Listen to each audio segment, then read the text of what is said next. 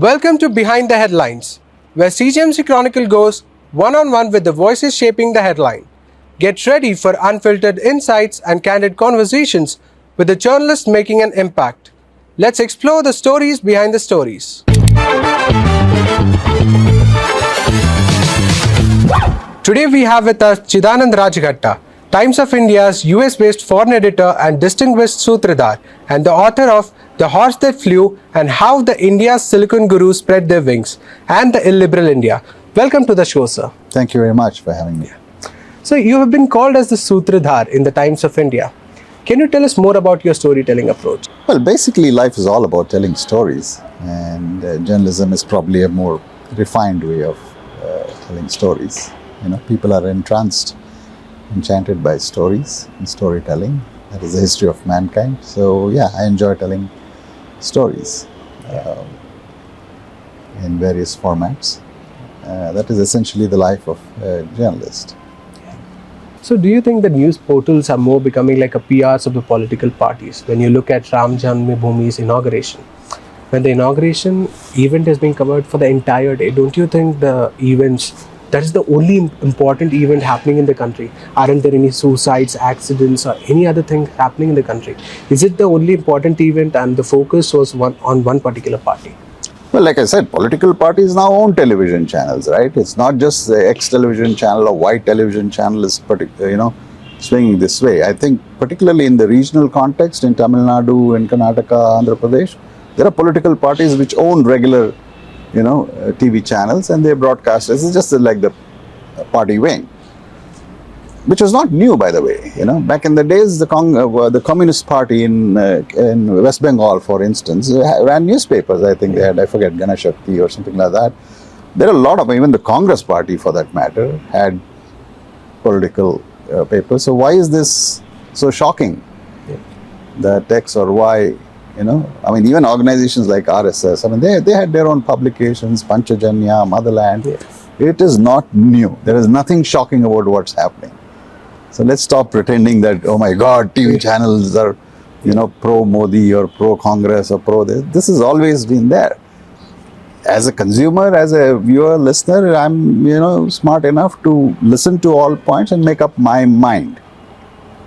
Yes. Right, and this is not just in India. It's in the US. It's everywhere. In the US, Fox News is famously, Republican, conservative, or pro-Trump in the past few years.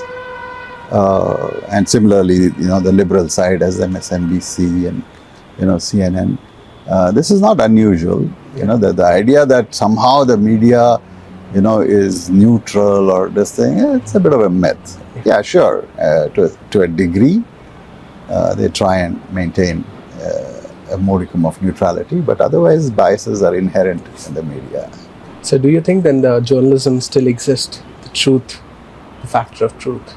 Absolutely, except that now, truth is also, fungible, truth is also relative. And it's always been that way. Again, truth, what is truth depends on where you stand, right?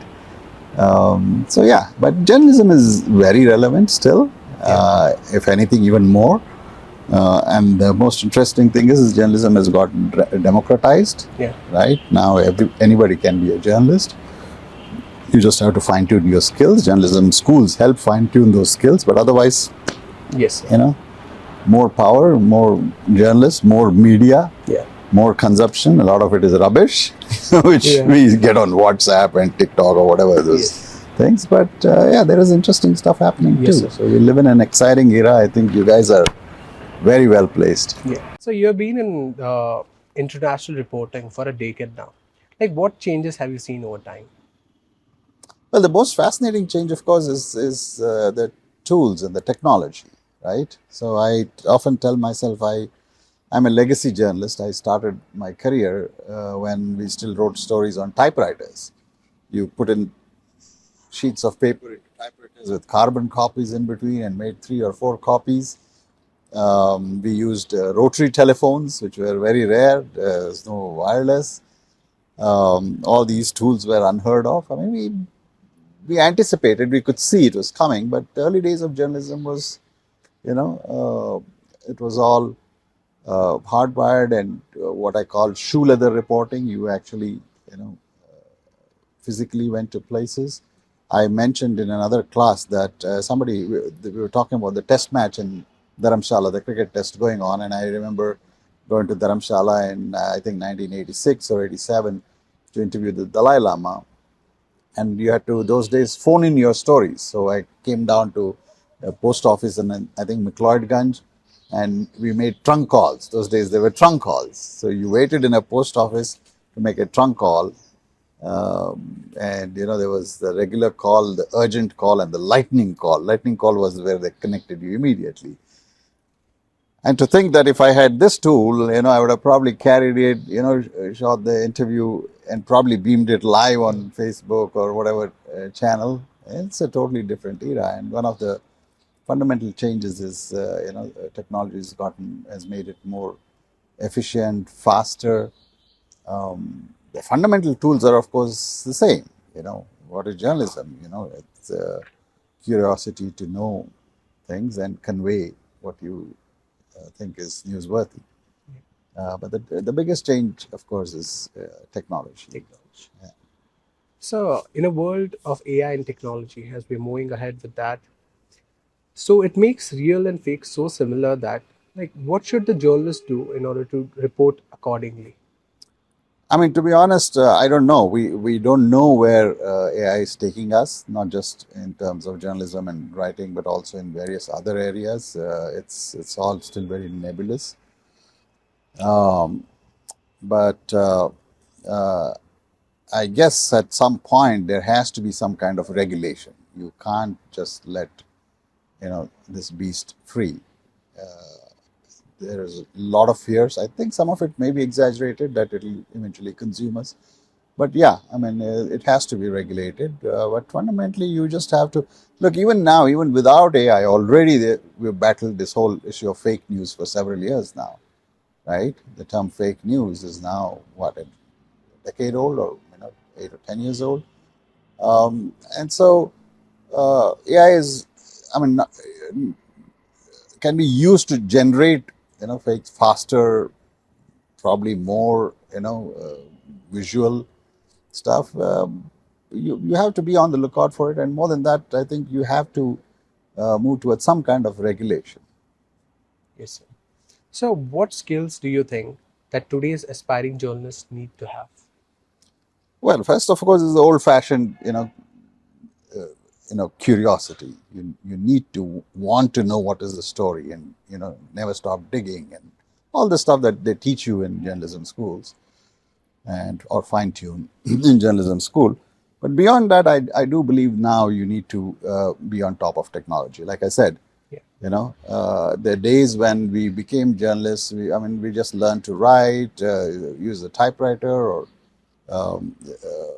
fax or teleprinter or whatever tools of that era. But now you have to go beyond that. Journalists need to know, software, hardware, and actually, in many instances now, I say journalism is also about entrepreneurship, because in my time, you graduated from journalism school or somewhere, and you look for an internship in some organization. Whether it was newspaper, magazine, television. Now, straight off the bat from journalism school, or even when you're in journalism school, you can be your own corporation, your own brand, your own show. The tools are available. You have the skills, you have the tools, and you can build a brand even before, going into the marketplace. You are the, marketplace. You are, you can be the showstopper. You don't have to Yes. depend on, you know, Yeah. the Exactly. traditional structure. Yes, sir. Yeah. So, how do you deal with the conflict of interest, especially in a privately owned media? Well, like I said, you when you become your own brand and your own media house, you'll be dealing with the conflict within yourself.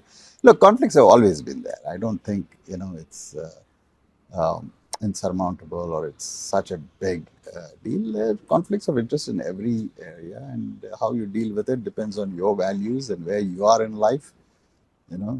The people who, when you're young and idealistic, it seems overwhelming. You grow older and you say, okay, this is how I will flow. I will be the water and flow around all these things. So Yes. it's not a perpetual problem. It'll always be there, but you'll learn how to negotiate it. And Do you think the news is being controlled by the elites of our country? When you look at a recent event, a pre-wedding event that's happening, and the coverage is going, do you think it's newsworthy that people need to watch it for 3 days? And don't you think there is anything other than that happening in the country?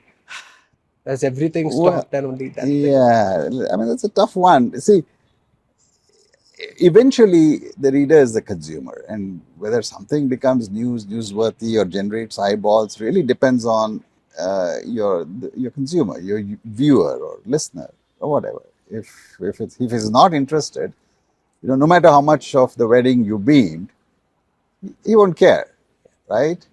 If there is, the wedding going on and a test match, cricket match going on, it's possible most people will tune into the cricket match. Yeah. So it's eventually, the customer, the consumer, the viewer is the boss. He will decide what is important. Having said that, it's also a fact that, people like to see spectacle. People like to see glamour and this thing. There is only so much of, poverty and misery and difficulty that you can consume. No matter how much of bleeding heart, liberal, caring people we are, at the end of the day, you want to, people go to entertainment and glamour. I often talk of, if there is an accident on a road, why does the traffic stop, crawl? Because everyone wants to see. I mean, I'm the kind who turns my head away from blood and gore, but I know a lot of people who want to see accident kya hua hai, lashe pade hain, it's something about human nature that makes you want to seek out spectacles, whether it is an accident or a grand wedding. But eventually the marketplace decides it. Eventually it's the number of subscribers or eyeballs or this thing. And if you overdo it, after a while people get tired. Again, to come back to cricket, if there's an overdose of cricket, you switch off. After a while, it gets boring. If India plays Sri Lanka tomorrow, people will say, "Bahut ho gaya." And you have also authored the book Illiberal India. Do you think India is a country which is difficult which makes the life of journalists difficult in the country? It's not just India. Across the world, there are always people who are unable to accept certain narratives. There will always be challenges. But yes, I mean, India and the United States are going through phases in their history where, storytelling, is hard. More than hard, there are a lot more, dissenters at various points in history. There are establishments which can't accept the criticism or close scrutiny. Yes. So that's the life of journalism, and narrators, sutradars. Yeah. You just have to accept it. Yes. And go on. Yeah. Can you share your experience, any experience at workplace that has left you thoughtful?